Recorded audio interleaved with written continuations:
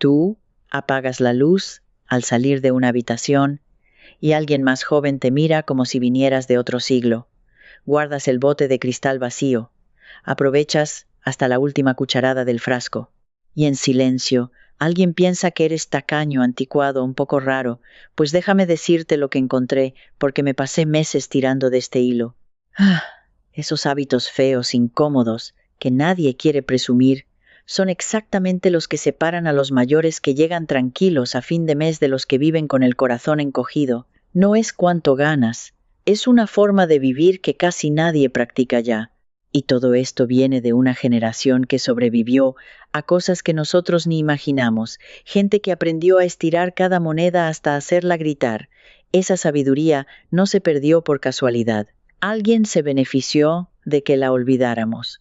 Al final de este video, voy a contarte el último hallazgo, el que encontré en un boletín agrícola de los Estados Unidos, publicado en 1913, un método de cocina que casi nadie recuerda y que puede recortar tu factura de energía de una forma que no vas a creer. Y lo mejor es que funciona en la casa que ya tienes, con el dinero que ya tienes, sin comprar nada caro. Déjame empezar por donde empezó todo. Una tarde estaba ordenando unos papeles de mi madre, que en paz descanse, y encontré una libreta pequeña, forrada en tela. Dentro, con su letra, había columnas de números que anotó durante casi 40 años. Cada gasto, cada centavo.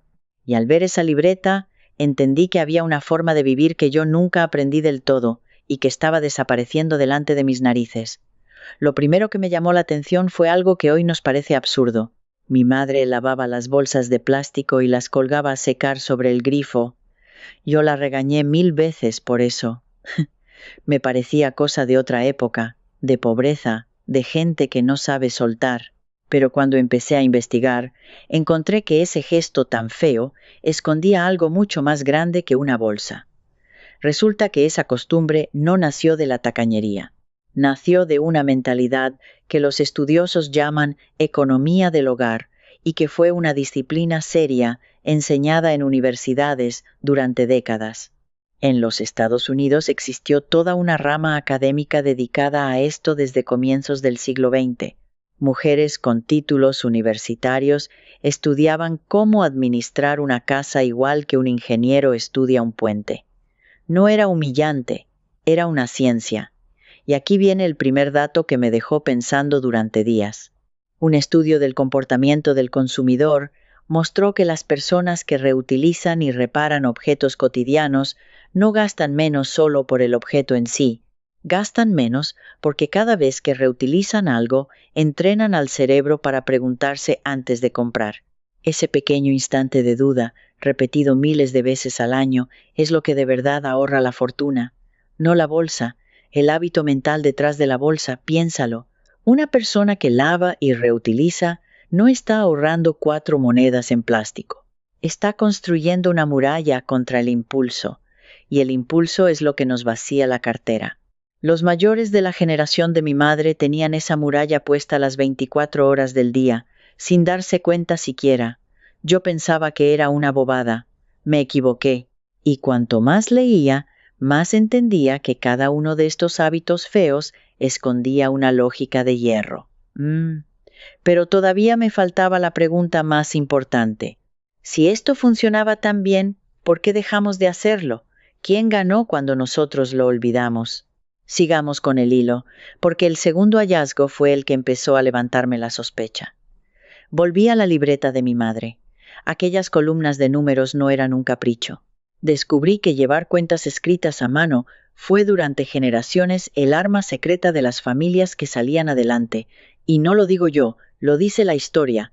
En los años de la Gran Depresión, allá por los años 30 del siglo pasado, cuando millones de familias lo perdieron todo, los organismos públicos empezaron a repartir libretas de cuentas domésticas.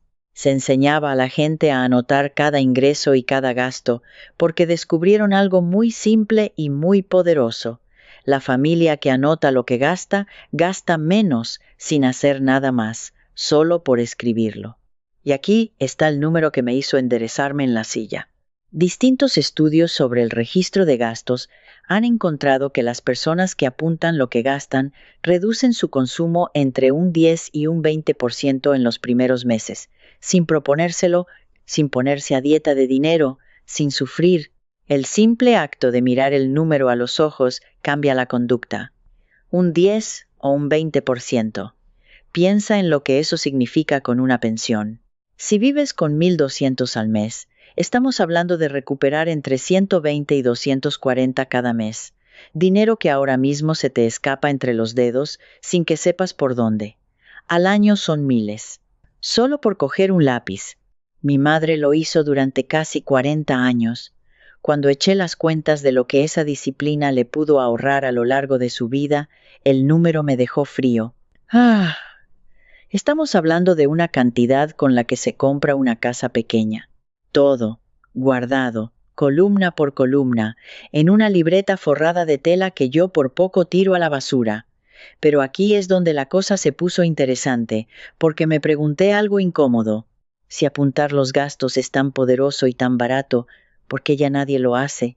¿Por qué a nuestros padres se lo enseñaban en la escuela y a nosotros nos lo quitaron? Y empecé a ver un patrón que no me gustó nada. Fíjate en lo que pasó.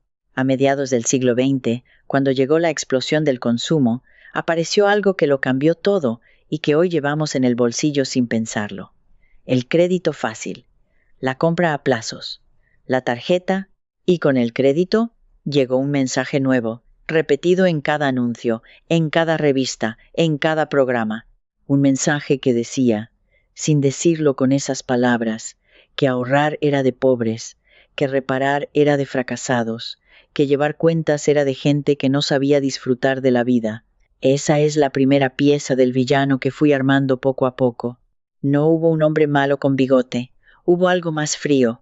Hubo una industria entera a la que le convenía que tú olvidaras cómo administrar tu dinero, porque cada hábito de ahorro que tú perdías se convertía en un ingreso para alguien más. Cada bolsa que dejabas de reutilizar, cada cuenta que dejabas de llevar, cada plato que dejabas de cocinar en casa. Y lo hicieron de una manera brillante. No te prohibieron ahorrar, te hicieron sentir vergüenza de ahorrar. Convirtieron los hábitos de tus abuelos en algo feo, en algo de lo que reírse. Y funcionó. Funcionó tan bien que hoy una persona mayor que apaga la luz, que guarda las sobras, que remienda un calcetín, siente que tiene que disculparse por ello. Pues no. Después de todo lo que encontré, te digo una cosa con el corazón en la mano. Esos hábitos feos no son vergüenza, son sabiduría. Son la sabiduría que alguien te robó haciéndote creer que estaba pasada de moda. Déjame contarte el tercer hallazgo, porque cambió por completo la forma en que yo veo mi propia cocina. Fui a hablar con la persona más mayor que conozco, una vecina que hoy tiene 91 años y que crió a 6 hijos con un sueldo de obrero. Le pregunté cuál era su secreto, y me dijo una frase que se me quedó grabada. Me dijo, hijo, nosotros nunca encendíamos el fuego para una sola cosa. No lo entendí en el momento. Ella me lo explicó despacio. Cuando encendían la lumbre o el horno, nunca cocinaban un solo plato. Aprovechaban el calor para cocinar 3, 4, 5 cosas a la vez. El pan, el guiso, la compota, el agua caliente para la noche, todo con el mismo fuego, porque el fuego costaba, y desperdiciar calor era como tirar dinero a la basura. Y aquí es donde encontré uno de los números más impresionantes de toda mi búsqueda. Los estudios sobre consumo energético en el hogar muestran que cocinar y calentar representan una parte enorme de la factura y que la mayoría de nosotros desperdiciamos calor de una forma escandalosa. Encendemos un horno grande para calentar un plato pequeño. Hervimos una olla de agua a fuego alto, cuando a fuego medio tardaría casi lo mismo. Dejamos escapar el calor por todas partes. Aquella generación no desperdiciaba nada. Y no porque fueran mejores personas, sino porque sabían algo que nosotros olvidamos. El calor es dinero. Cada vez que enciendes una fuente de calor, estás quemando dinero, literalmente. Y si solo aprovechas una fracción de ese calor, estás tirando el resto.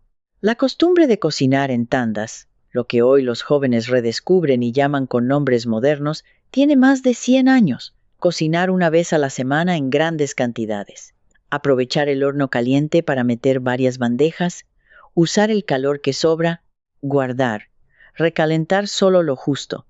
Esos hábitos, que hoy parecen de gente pobre o de gente rara, eran pura inteligencia energética. Y déjame darte el detalle práctico, porque quiero que salgas de aquí con algo que puedas hacer esta misma semana. Cuando enciendas el horno para una cosa, aprovéchalo para 2 o 3. Asa las verduras mientras se hace el plato principal. Mete a tostar el pan que vas a congelar. Cuece de una vez las legumbres de toda la semana. Ese horno ya está caliente. Ese dinero ya lo pagaste. No dejes que se escape por la puerta. Pero aquí quiero parar un momento, porque sé que muchos de vosotros me estáis escuchando desde una casa donde vivís solos. Sé que alguno vive con una pensión ajustada, contando los días hasta que llega la siguiente. Y sé que ahora mismo alguno está pensando, todo esto está muy bien para una familia grande, pero yo cocino para una sola persona. A mí esto no me sirve. Quédate conmigo, porque lo que voy a decirte ahora es precisamente para ti. De hecho, lo que descubrí sirve todavía más para quien vive solo, y te voy a explicar por qué. Cuando vives solo, el desperdicio de calor y de comida es aún peor, no menor, porque enciendes el mismo horno grande para calentar un plato diminuto, porque compras un manojo de verduras y se te pudre la mitad, porque hierves una olla entera de agua para un té. La persona que vive sola es, sin saberlo, la que más dinero tira por la ventana en proporción a lo que gana. Y todavía no llegamos a lo más importante, porque cuando seguí tirando del hilo, encontré que el ahorro más grande de aquella generación no estaba en la libreta ni en la bolsa de plástico, estaba en la cocina. Y ahí es donde la investigación dio un giro que no me esperaba. Pero antes de contarte ese hallazgo, necesito hacer una pausa, un momento. Todo lo que he ido desenterrando en esta investigación, los hábitos, los números, la historia que alguien decidió que olvidáramos, lo fui reuniendo pieza a pieza hasta que tomó la forma de un libro. Se llama Vivir más con menos, y dentro encontrarás desarrollado con mucho más detalle todo este sistema que aquella generación practicaba sin llamarlo de ninguna manera especial. También está disponible como Frugal Avanzado y Sistema Frugal, 3 formas de entrar al mismo mapa, según dónde estés tú ahora mismo. Si quieres tenerlo, lo encuentras en la descripción debajo de este video. Bien, retomemos el hilo, porque lo que descubrí en esa cocina es justo lo que necesitas escuchar ahora.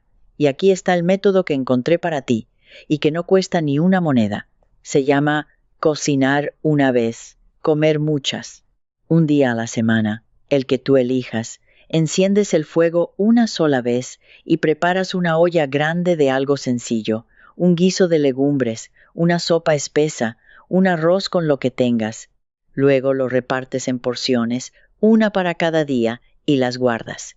Congelas las que no vas a comer pronto, y durante el resto de la semana comes caliente, comes bien, y apenas gastas energía porque solo recalientas una ración pequeña. Piensa en lo que eso hace por ti. Enciendes el fuego una vez, en lugar de 7 veces. Aprovechas cada gramo de comida en lugar de tirar la mitad. Comes casero en vez de caer en la comida preparada, que es cara y está llena de sal. Y encima, los días que no tienes ganas de cocinar, que todos los tenemos, ya tienes la comida hecha, esperándote, sin gastar ni un minuto ni un centavo más. Una vecina que vive sola me contó que cuando empezó a hacer esto, su factura de la luz y el gas bajó lo suficiente como para permitirse algo que llevaba años sin hacer: invitar a su nieta a merendar fuera una vez al mes. Ese es el poder de un hábito feo. No te quita la vida, te la devuelve. Y quiero que entiendas algo, porque me importa de verdad. Estos métodos no son para gente que se rinde. Son para gente que quiere mantenerse en pie, independiente, sin tener que pedirle nada a nadie, sin ser una carga. Eso es lo contrario de la pobreza. Eso es dignidad. Y esa dignidad se construye con gestos pequeños, feos, repetidos, que nadie ve y que lo cambian todo. Ahora bien, todo lo que te he contado hasta aquí, la bolsa, la libreta, el horno aprovechado, la olla de la semana, son piezas de un rompecabezas más grande. Y cuando por fin junté todas las piezas, encontré en un documento antiguo el hallazgo que le da sentido a todo, el método que remata la investigación, el que casi nadie recuerda y que puede recortar tu gasto de cocina de una forma que, cuando lo leí, tuve que releerlo 3 veces para creerlo. Déjame llevarte hasta el final del hilo. Todo empezó a encajar cuando encontré, en un archivo de documentos agrícolas antiguos, un boletín publicado por el Departamento de Agricultura de los Estados Unidos en el año 1913. Un documento oficial de hace más de un siglo, dedicado por entero a una técnica de cocina que en aquel entonces todo el mundo conocía y que hoy prácticamente ha desaparecido. La técnica de la cocina sin fuego. La cocina de calor retenido. Al principio no entendí de qué hablaba. Pero cuando lo comprendí, se me abrió el mundo. La idea es tan simple que da risa y tan poderosa que da rabia que nos la hayan hecho olvidar. Funciona así. Casi todos los platos que cocinamos a fuego lento, un guiso, unas legumbres, un arroz, una sopa, un cocido, no necesitan estar sobre la llama todo el tiempo que están cocinándose, necesitan llegar a hervir, y luego solo necesitan mantenerse calientes durante un buen rato.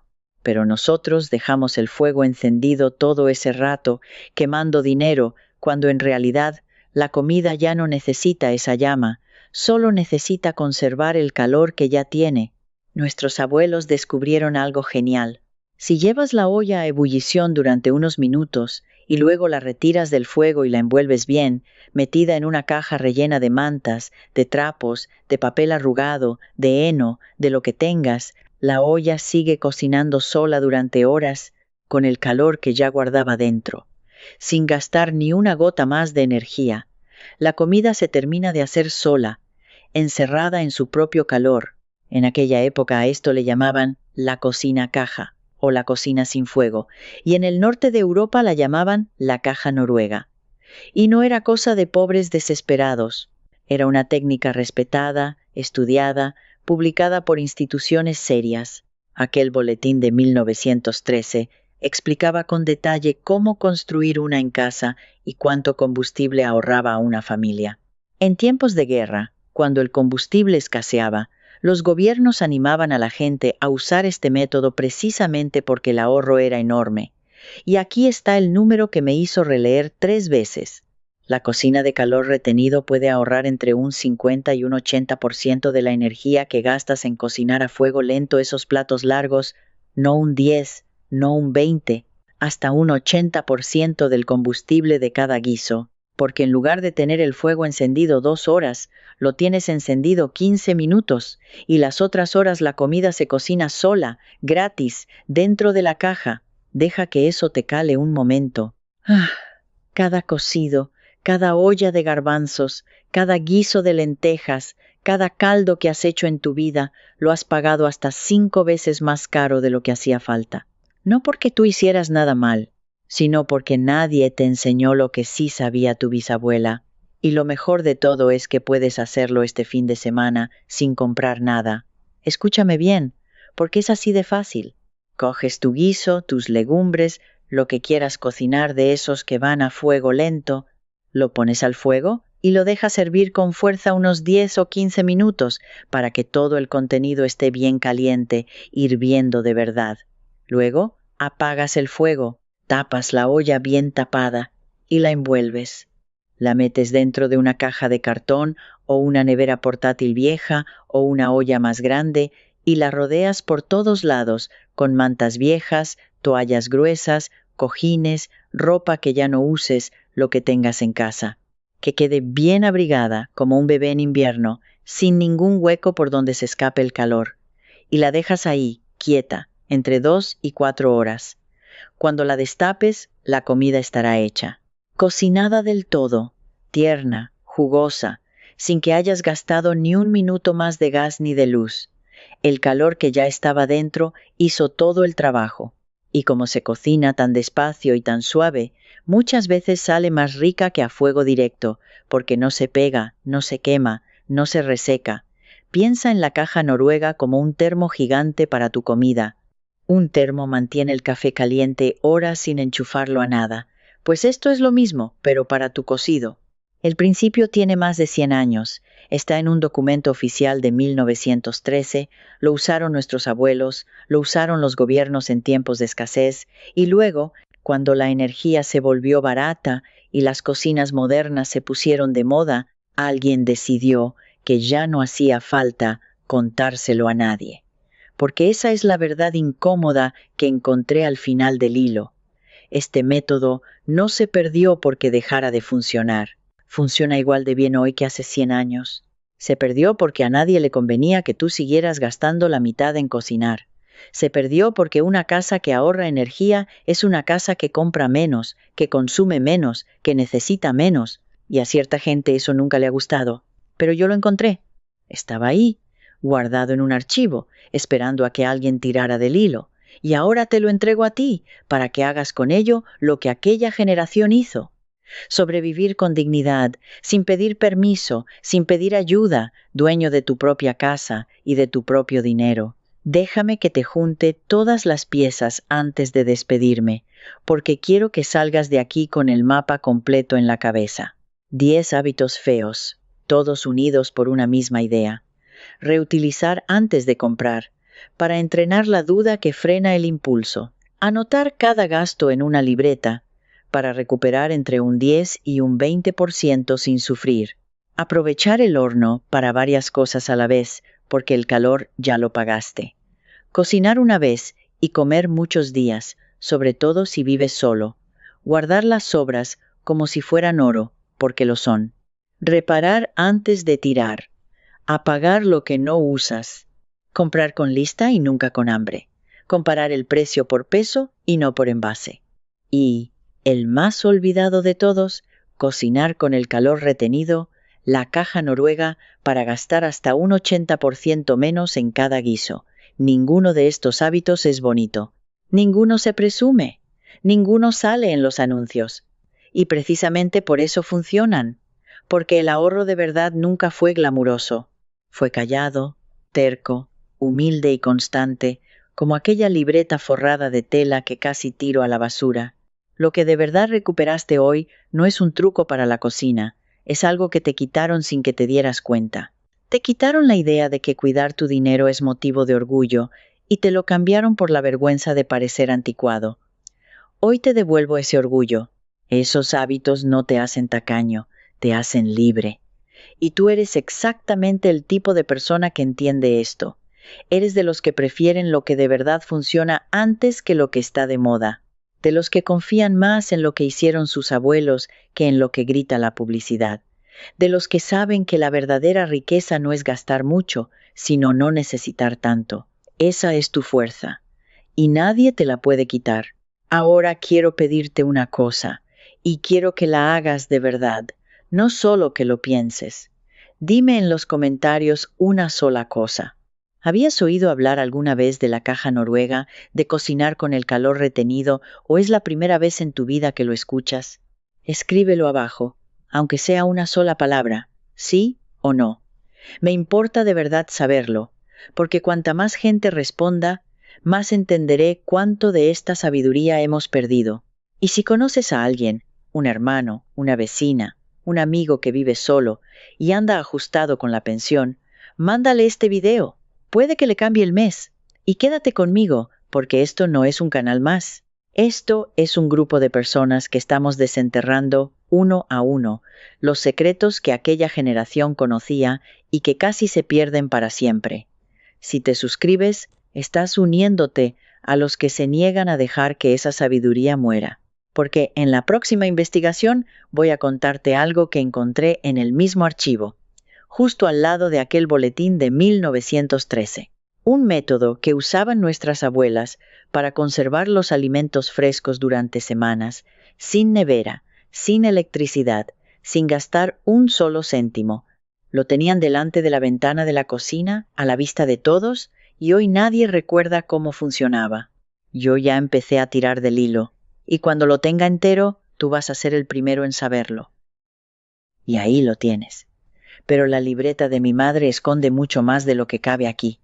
Dentro de El Círculo Sabio te muestro el método completo, justo donde lo dejamos. Ahí puedes preguntarme lo que quieras.